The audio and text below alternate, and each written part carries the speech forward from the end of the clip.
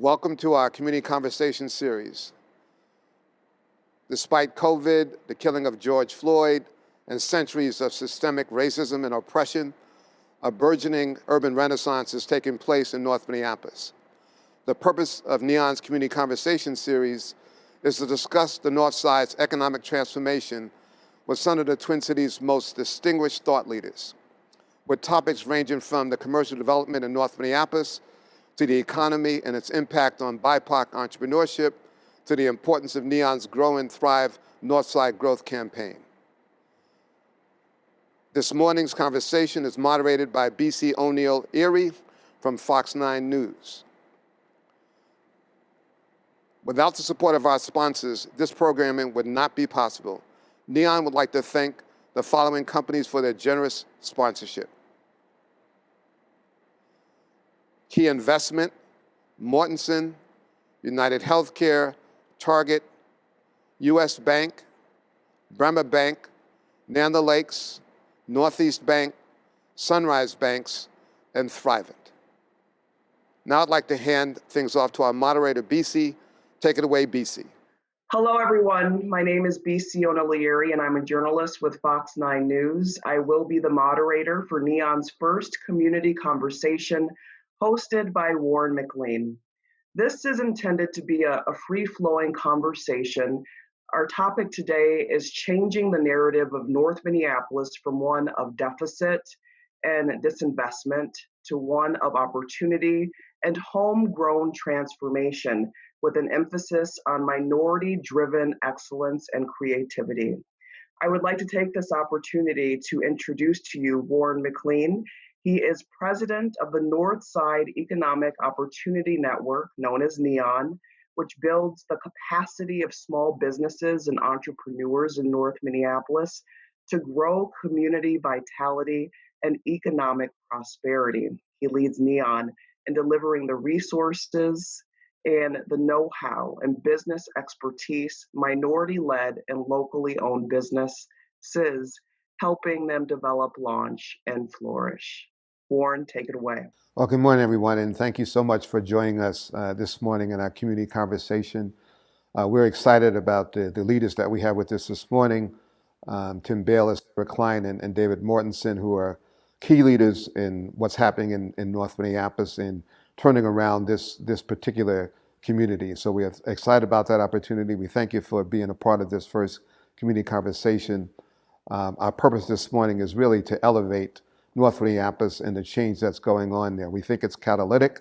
We think it's an opportunity to really transform this community, and we're excited about the energy and the commitment that these folks have around causing and leading the change. All right. Well, next I would like to introduce to you our guests. They come from the corporate and non-profit sectors, and we're going to essentially discuss what lies ahead for North Minneapolis. I'll start with Tim Baylor. He is the founder and CEO of JADT Development Group. He is a veteran and real estate developer based in Minneapolis and owns several McDonald's restaurants in the metro area. After 5 years of planning, he expects to break ground this coming spring on Satori Village, a $60 million housing project south of Lower West Broadway. Thank you so much for joining us. Good morning, everyone, and thank you, BZ, for the introduction. And next, we move on to Sarah Klein. She is Executive Director of the Northside Funders Group, a philanthropic collaborative making strategic investments in North Minneapolis to help build thriving communities supported by sustainable, vibrant economies. Her work builds cross-sector relationships to dismantle community disparities in education, social justice, gender-based violence, and outcomes. Sarah, thank you for being here today. Good morning, BC. Thank you so much for the introduction. Absolutely. And our last guest is David Mortenson, who is CEO of Mortenson Companies and chairman of Mortenson Construction, an international design and construction company. As an active philanthropic leader in the Twin Cities, he is dedicated to giving back and reinvesting in the North Minneapolis community his company calls home. David, thank you. Yes, thank you, BC. It's a pleasure to be here and really excited about the conversation this morning. We know that you have a very strong and extensive background in real estate. How do you see the role of real estate developers like JADT in helping drive this vision for North Minneapolis that Warren describes? Thank you for the question, BZ. Real estate development, in my opinion, is set into two sectors. One is opportunistic development, and the other is intentional development. Opportunistic development happens when there's an opportunity, a developer wants to come in and take advantage of a situation or a market trend, or provide goods and services for a community. An intentional developer is most likely a municipality where they want to put in a school building or a public facility for public use. And so for the opportunistic developers now in Minneapolis and North Minneapolis, it seems that there's little opportunity other than for affordable housing in North Minneapolis. And that's driven by things that have happened in the past. It's driven by the city land use plans. And so development in North Minneapolis will be, in my opinion, moving forward with the conjunction of the city wanting to get involved and change the land use plan, as well as providing incentives for developers to come into North Minneapolis. Again, currently there's not a lot of incentives to do what we're doing, and that is to provide market rate housing. And with market rate housing comes the density that is needed in a community, as you will see all across the city, except for in North Minneapolis. And with that density comes people that make businesses thrive and grow. You talk about businesses thriving and growing. My next question is for Sarah. Why North Minneapolis? What makes it a hub for development efforts, investment opportunities, and growing creative economies? Sure, that's a great question. I think it's because North Minneapolis is known for its vibrancy. These incredibly talented creative folks that have historically been denied access to opportunities to grow their businesses.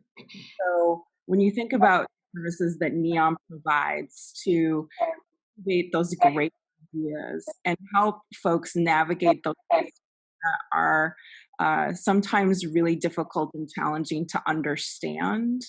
I think that's important.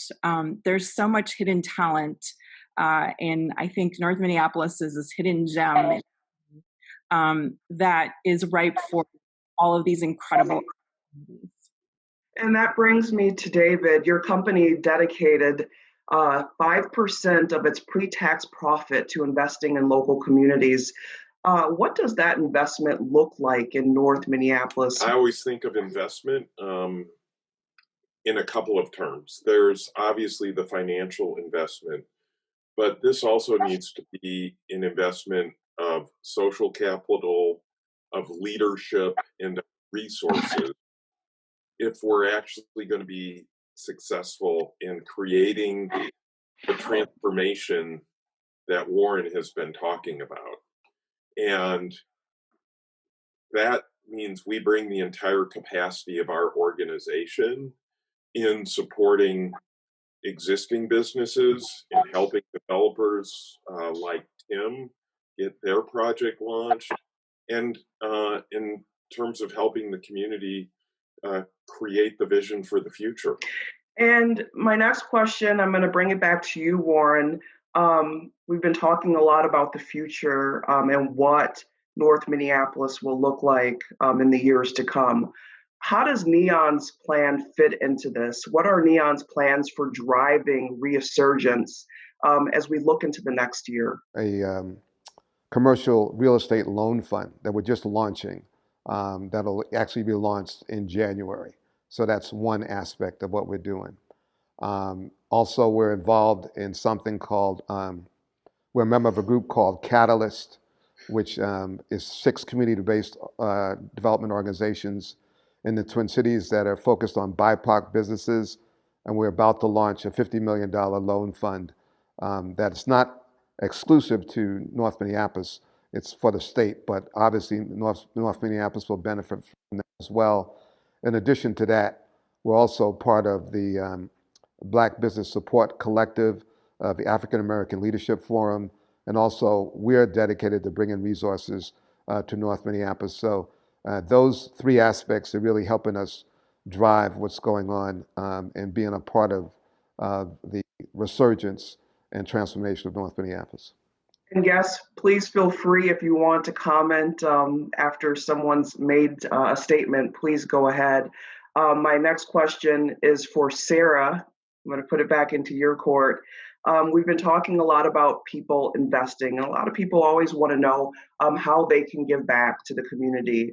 What do you think philanthropic investors like the Northside Funders Group, how can you guys be most effective in driving this transformation that we're talking about today? Absolutely. I think for us as a funder collaborative, part of this work is getting closer to the community issues at hand and bringing that back to all of these leaders within respective foundations to really advocate for different ways of funding the community.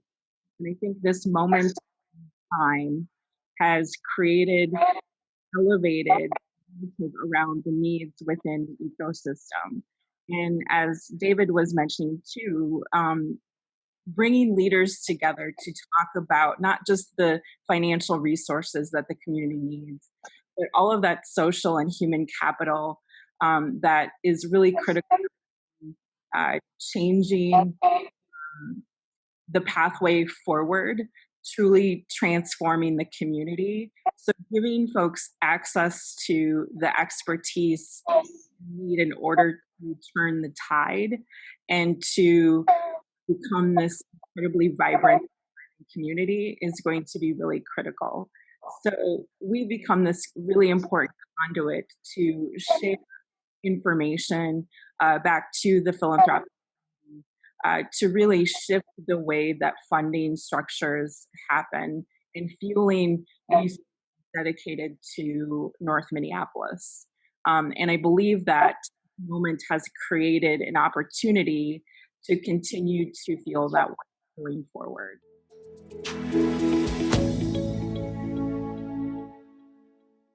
Yeah, I feel like we're really in a time and space where people are trying to figure out ways to contribute to the success of North Minneapolis. What businesses, services, and amenities do you think, in your opinion, need to grow alongside housing developments like Satori Village to make a neighborhood livable and sustain growth? How do we achieve that ideal mix?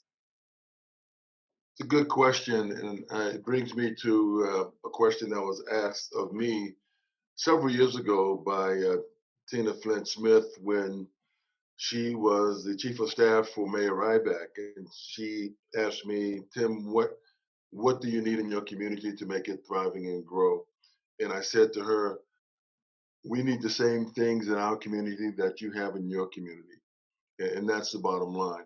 And so I say my community because 20, 25 years ago, my wife Doris and I decided that not only did we want to live in the city of Minneapolis, and we had choices and options, we wanted to live in North Minneapolis.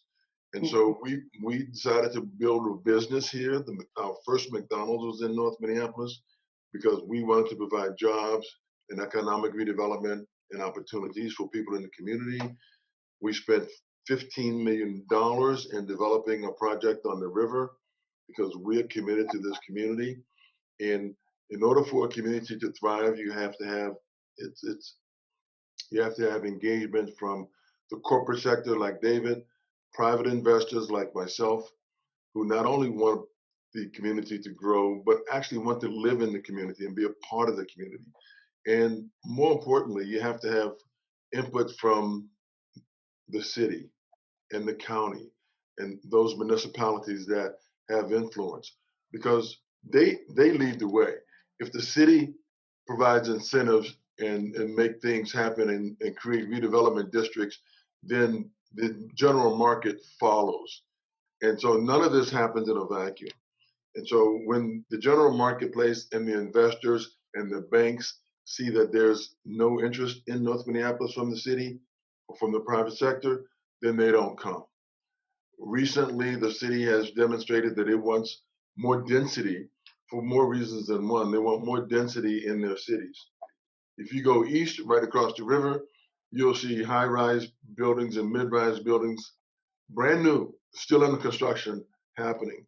If you go west into Robbinsdale, you'll see the same thing happening there. We need housing density, and not just affordable housing. We need market rate housing so that we can dispel this concentration of poverty that's in North Minneapolis, because those bodies will help to build the dry cleaners, the goods and services, the other businesses that make communities strong, whether it's accounting firms, uh, uh, more commercial services in restaurants. You know, we have long talked about having a sit-down tablecloth dining establishment in North Minneapolis. While I represent McDonald's, I understand the need for that. Folks want to come to North Minneapolis like they do in other parts of the area and sit down and have a cocktail and walk the neighborhood. And those are the types of things that I dream of, and that we've planted our roots right here in North Minneapolis to make that happen. The 5 years that we've been doing this, creating this vision, that vision started with 3 blocks. It started with 3 blocks because any transformation is going to have scale, and it's going to have intention, and it's going to have commitment. Every year, the city has whittled away at my vision, have not provided any incentive, have not provided any economic uh, assistance to making this happen. So they tell me to start with 1 block. Tim, start over here. And so, yes, the vision is 5 years old, but what we're doing with Satori Village is only 2 years in the making. And so that cascades down to the philanthropic community, because philanthropic agencies and organizations aren't looking to help market rate developers in North Minneapolis. They're looking to help nonprofit developers. They're looking to help affordable housing developers. And that is a part of the paradigm that I'm trying to change. We need to make each community is different. And we talked about that when the city was putting together their new 2040 inclusionary zoning plan. Each community is different. We need more market rate housing. We need more businesses here, and providing those incentives, providing those instruments, having those nonprofit and philanthropic agencies look at what we're doing, like the CAT fund that Warren mentioned with LIST, to say, hey, here's money for acquisition to redevelop these properties. David Mortensen, Doug Baker. David, for the last couple of years, has been very instrumental and supportive in providing those types of funds to make this type of transition happen. And so it's a collaborative, it's a community collaborative that is going to be necessary to move this forward, to stabilize the housing that is already here. The Old Highland neighborhood is a very strong and stable community. I wanted to take advantage of that when we located our Satori Village. The Cub Food location here is vital to the vibrancy and continued growth in this community. And so that's why we selected this location for what we're doing, and we're driving the needle, trying to make that transformation happen, not only in the hearts of the people that live here, but in the mindsets of those that are providing funds and providing leadership from a municipal level. And that's what I think it's going to take. What I love about what both Tim is doing and what Warren and Neon are doing is, at the heart of it, it's about economic vitality. And in our business, we always think first, place matters.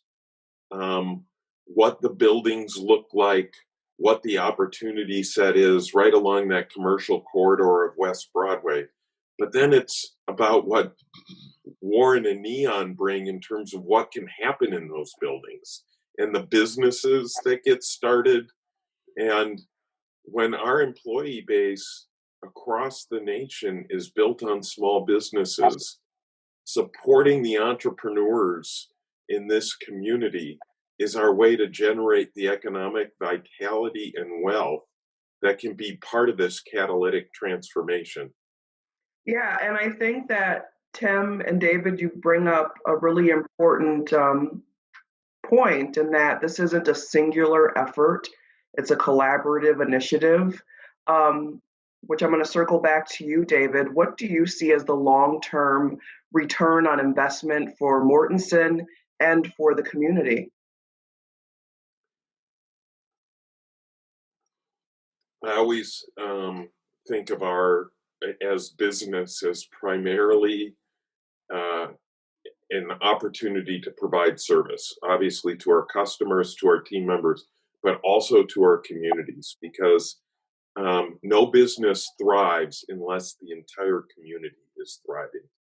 And when I think about accessing the talent and resources and innovative perspectives of, of needs for our business, our investment in places like North Minneapolis are really about accessing that talent and helping those businesses grow, because when we're building a building, uh, we need 30 to 40 different companies to help us um, put in everything from the carpet to the drywall, from the electrical systems to the mechanical systems. And we're going to be in a resource constrained environment when the economy picks back up. So our return on investment is really built in the strength of the community. David, thank you. Sarah, my next question is for you. When oftentimes when we have these discussions about the future of North Minneapolis, gentrification comes up. How do you avoid the displacive potential of gentrification? Yeah, I think that's a great question and an important concept to address in this moment, but also thinking about the work that Neon is doing and things that Tim and David are also doing in community to support small business owners. And I think one of the things that we have noticed as a funder community is the need to ensure that we are making strategic investments. So, thinking about Tim's point around the barriers that often happen in the philanthropic community of supporting nonprofit developers, but not private developers, I think has come up in conversation over the course of this past year. And so, really thinking about our work in partnering with intermediaries like Neon that have the flexibility to deploy those financial resources back out into community is going to be really important forward. So this year has set a trajectory for the funder to think differently about investments in community and how to get those resources into the hands of business owners, developers in community.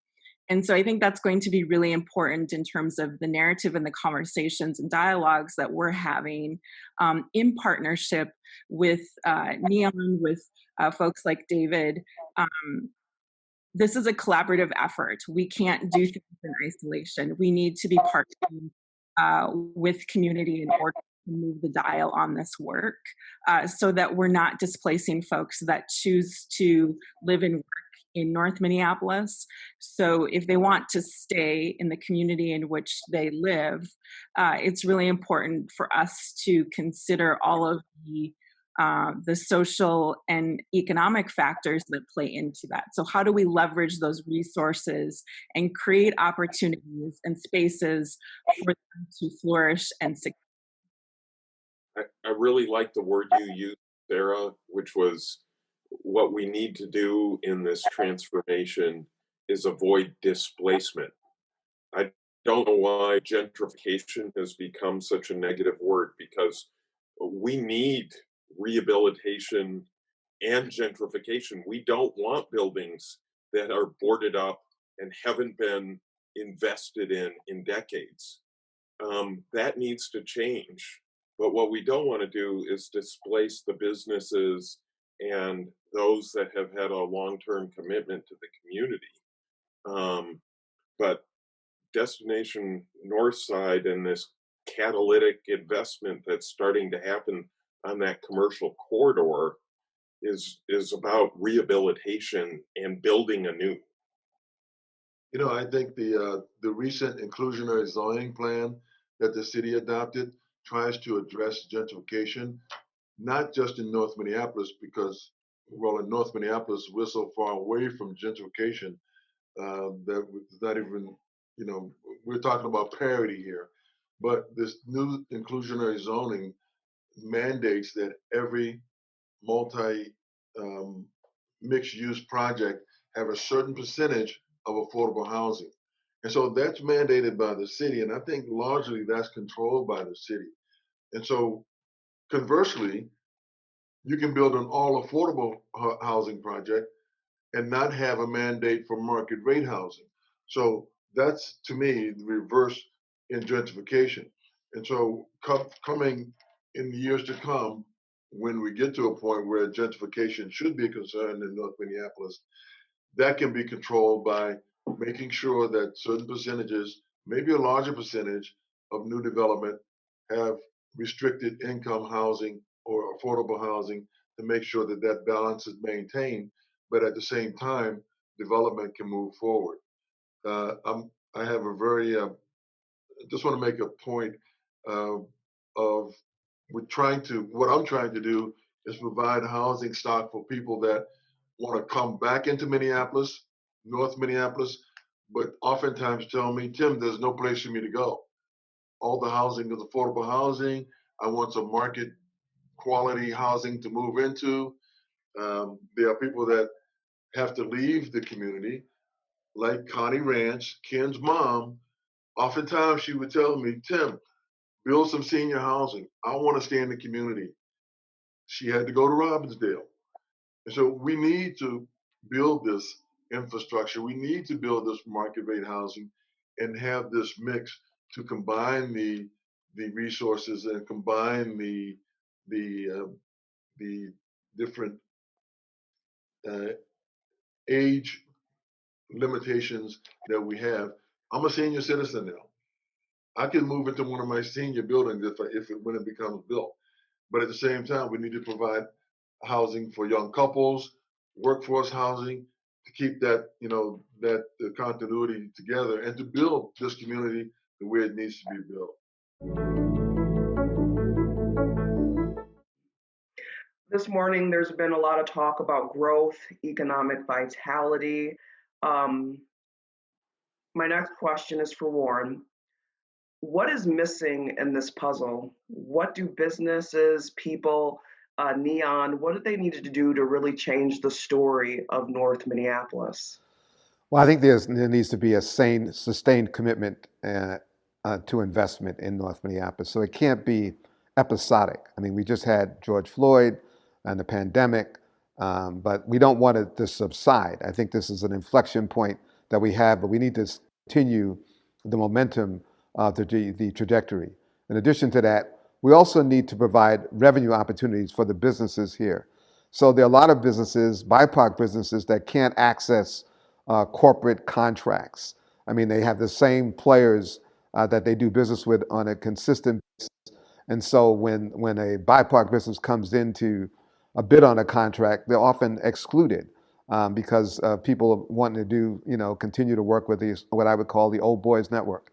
And so that needs to change. That dynamic needs to open up. It needs to be opportunities given to these businesses so that they can generate revenue. They need to be able to bid on opportunities on a consistent basis.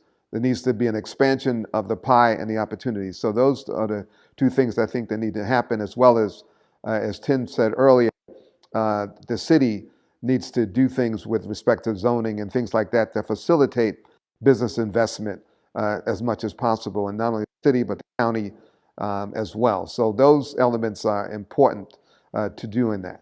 And Sarah, my last question for you is what projects or collaborations are coming in 2021 that you are most excited for? Because, 2020 has really been something else for a lot of people. Absolutely. We're in an unprecedented time, this moment for all of us and community. But I think what happened is it fueled this incredible opportunity to drive investments and create opportunities and collaborations and partnerships that didn't exist before to support the North Minneapolis ecosystem. And so I'm very excited about continuing that work. Neon has been a fantastic partner to us in deploying resources out into community really quickly. And I think that's going to be important going forward into 2021. We're not out of the pandemic, and this is impacting businesses today that are still reeling from the unrest and damages. And so all of that work is going to be incredibly important going into 2021 to continue to amplify the voices, the incredible work that's happening in community, to continue to work in partnership. Like I said before, we can't do this in silos. We need to be working in a coordinated fashion to ensure that we're bringing all of the resources needed and necessary to support this incredible community. And Tim, my last question for you is you've talked about years of planning, years of discussion. What do you think is different this time? My persistence and the help of people like David Mortensen. I want to reiterate how supportive David and the Mortensen companies have been in helping me keep the faith and keep marching forward. Again, this is my community. I live here. We invest here. We work here. I just want to leave you with one example of kind of what I'm talking about. 15 or 20 years or so ago, there's a company called Coloplast that wanted to build this North American headquarters in the Midwest. They chose to build it on the Mississippi River right down the street here. Coloplast got $20 million from the city of Minneapolis to help them with this endeavor, but a part of that uh, condition was conditioned upon hiring people and being able to hire people from North Minneapolis. This is just an example. There are other companies that have had the same mandates from the city when requesting funds. Well, it turns out that Coloplast had to give the money back because there were not the skill sets of people that lived in North Minneapolis so that they could hire them.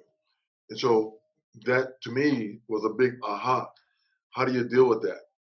Even before the George Floyd situation, Cub Foods was planning to retrofit its current building to include a bakery, commissary for distribution through all of their Cub Foods in the area. When I talked to those people from Cub Foods and Jerry's Enterprises, I was surprised to find out that they were not asking for any money from the city, and I was perplexed by that. And so what they finally told me was that, Tim, we're going to be bringing our bakery folks from all across the metro area to work in this facility. But if we ask for money from the city, they're going to mandate that we hire people from the community, and the people from the community don't have the skill sets that we need. And so that message is to me, we need to provide housing for people to come into the city, to come into North Minneapolis, to be able to fuel the resources, human resources for the companies that want to be in the area. And when you build it, in my opinion, they will come. And so when we build quality housing, not just at Satoya Village, but along the avenue, as David mentioned, they will come and the businesses will come. And those businesses that Neon's working to develop will have a client base and a customer base to grow from. And that's what it's all about. It's organic in that regard, and that's why I'm here. Thank you. And David, my last question for you is what responsibility do corporations and executives bear in supporting the communities where they start and grow? a huge responsibility. And this is this isn't just about philanthropy. This is about a symbiotic relationship of investment that helps create the supply chain, as Tim talked, create the human resource with the skills and training necessary for us to build what we're trying to build. And I have to say, BC, I've been um, really impressed in the post George Floyd world with what I've seen and how I've seen business leaders in the Twin Cities come together and double down on what we're doing to invest in strengthening our community and addressing the issues of systemic racism, of really leaning into being part of this catalytic change. And my last question for you, Warren, is what does revitalization look like? What does it look like on the ground for Neon? Can you share any specific story from this past year? Well, one of our businesses, Wolfpack Promotions, that was boarded up, had problems as a result of the aftermath of the unrest of the George Floyd murder, and it's now unboarded. He's gotten a very large contract, and he's starting to flourish. He's also in the process of investing possibly in commercial real estate. So we see multiple examples of that occurring in North Minneapolis. And one event that comes up as kind of interesting is that one day we had a shoot with Sammy at Sammy's, and that day he was flooded with lunches that people were buying, and he had about 40 or 50 sized order that day. So it was seeing that kind of activity occur in the midst of all of this. And we want to see all of our businesses really be not just sustainable, but flourishing. And that's what we want to see. We want to fill in all the vacant properties here. We want to make sure that they're flourishing, and we want to just make sure that, and then on not only just the business community, but the schools as well. So we want the entire community to be moving forward in a very consistent and sustainable way. All right. Well, we're going to wrap things up. Sarah, David, Tim, I really, really appreciate your time and candor. And I'd like to take this opportunity to thank the audience for joining and listening to this conversation. I'd like to invite you to watch this space for the next conversation coming in January of 2021 with Hamsi Warfa, who is the Deputy Commissioner for Workforce Development at the Department of Employment and Economic Development.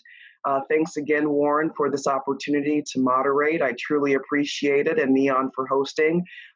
Warren, how can the audience contribute to this conversation, this ongoing conversation, and get involved? Well, first of all, BC, thank you for moderating this. This is fabulous. We thank you for you're doing this. We appreciate you getting up early in the morning to do this and to lead us in this discussion. There are a number of ways that people can be involved. One, hopefully watch the video. Also, probably contribute to the work that we do. We also want people to support our businesses in North Minneapolis to the greatest extent that they can. And so we want to make sure they do that. And we also would invite people to tune in to our future conversations, community conversations, and also participate and give us feedback on what they're hearing. So we want to make sure that it happens as well. BC, if I can have a closing comment, Sure. I think it's important that we realize where we are today as a city, and particularly in North Minneapolis. Public safety is becoming a growing concern. It's at a critical stage right now. Our police force is down. The recruitment classes for the future is down. The timing of training new officers is, a year out. And so, well, I don't want to get into the specific details of defunding or funding, but certainly we need some restructuring of our police force. And somehow we've got to be on the ground to provide public safety for our communities. All across the city, I'm hearing this. In North Minneapolis, we're hearing it. We have a business here, and there are times that I'm afraid for my employees. And while at the same time, we're providing a service, we think, for the community with our great products at McDonald's. I had to get that in. But the the public safety aspect is huge. And I'd like for everyone to call their city representative to make sure that that's a priority for us in the coming year. All right, thanks, Tim, and thanks again, everyone. And I look forward to chatting again in January.